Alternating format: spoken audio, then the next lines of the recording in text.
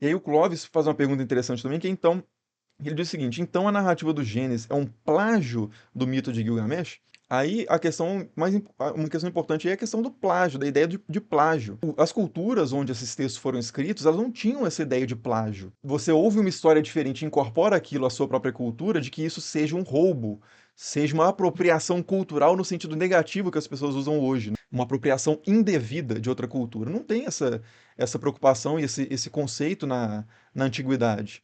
Então, por exemplo, entre os gregos mesmo, né? A gente pode sair da questão da Bíblia, porque às vezes as pessoas falam assim, pegam muito a Bíblia para bater, né? Falando assim, a Bíblia é uma coxa de retalhos. Toda cultura é uma coxa de retalhos. E se a gente for para os gregos, por exemplo, à medida que os gregos vão expandindo a sua área de influência, o seu império, né? Principalmente com Alexandre o Grande ali a partir do século IV a.C., quanto mais eles se expandem, mais deuses eles passam a ter e mais histórias são acrescentadas aos mitos gregos. Aos mitos gregos, entre aspas. Os gregos não consideram os mitos gregos como mitos gregos. Eles consideram como os mitos, as narrativas, né? Mitos significa narrativas, histórias.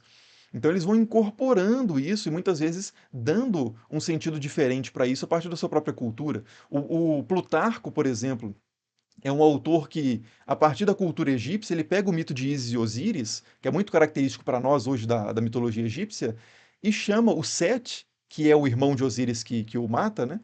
Que com uma cara meio de canídeo, não é exatamente um chacal, mas que desmembra, né, o seu irmão, o Osíris, ele chama essa criatura de Tifão, que é um monstro da mitologia grega.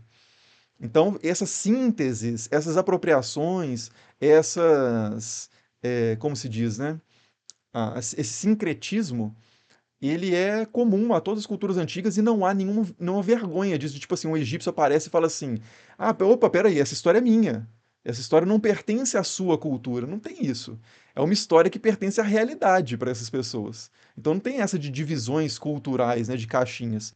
Inclusive na própria Epopeia de Gilgamesh, né, Epopeia de Gilgamesh, esse texto especificamente, na versão clássica do Sinleq Unini, que data por volta do século 13, 14 a.C., é um texto que ele é uma composição de mitos de outras histórias sobre Gilgamesh anteriores, que já circulavam, que a gente tem notícia pelo menos desde o século 22 a.C.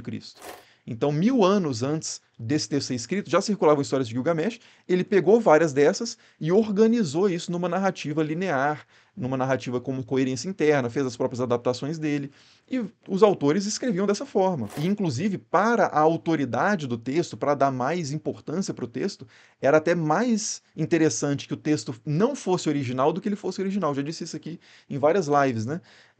Que na antiguidade, em várias culturas assim do Oriente Próximo, do Antigo Oriente Próximo, da Grécia, do Mediterrâneo ali, eram pessoas que eram obcecadas com antiguidade. Quanto mais antigo o conhecimento, melhor.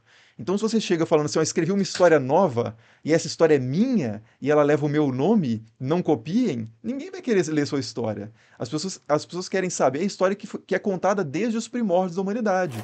Uma história que não é de autoria sua, porque aí é bobagem. Ninguém quer saber o que saiu da sua cabeça. A gente quer saber o que vem lá dos primórdios dos tempos. Então, os textos antigos, tanto no contexto da Bíblia, onde a Bíblia é escrita, quanto no contexto onde a Epopeia de Gilgamesh é escrita, são textos totalmente intertextuais. São textos que se pegam várias tradições, pegam as tradições orais, pegam registros escritos que já estão disponíveis, organizam isso e vão criando esses novos textos que são novos só naquela forma, mas que trazem histórias antigas. E quando eles inovam, é meio que. Eles não vão anunciar que estão inovando. Eles vão falar que estão recuperando uma história mais antiga ainda, por exemplo. Isso acontece muito.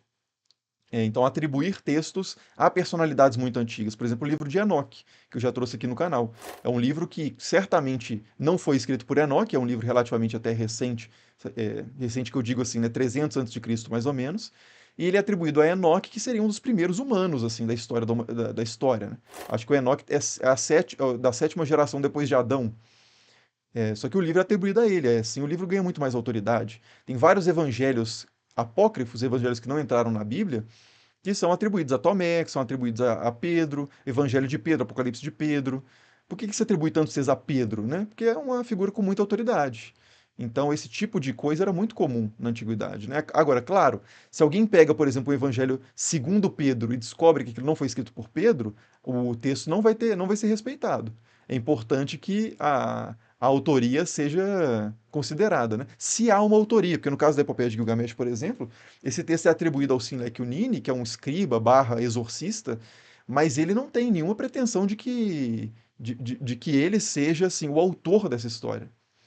Ele é o escriba que trouxe essa história nessa forma, né? Então a ideia de plágio ela é está totalmente fora desse contexto. Então, assim, a Bíblia é cheia de histórias de outras origens, no sentido assim de trazer histórias que eram contadas antes na Mesopotâmia, por exemplo, de serem contadas na região de Israel e de Judá? Certamente. Agora, isso é plágio? Bom, essas histórias da Mesopotâmia também certamente eram contadas em outros lugares antes também. Há muita influência, por exemplo, da cultura indiana na Mesopotâmia, há muita influência da cultura egípcia na Mesopotâmia. Isso tem um historiador que é o Martin West, que eu cito muitas vezes aqui também. Você vê um livro chamado. Você vê vários livros, né? Mas o livro principal dele, sim, é A Face Oriental do Helicon, The East Face of Helicon, que ele traça, né, vários paralelos desses, históricos entre histórias orientais e gregas, mostrando como que as histórias gregas são muito orientais, que era uma cultura mais antiga, né, do que os gregos. Então, muitos empréstimos são feitos, muitas apropriações, o termo melhor é esse.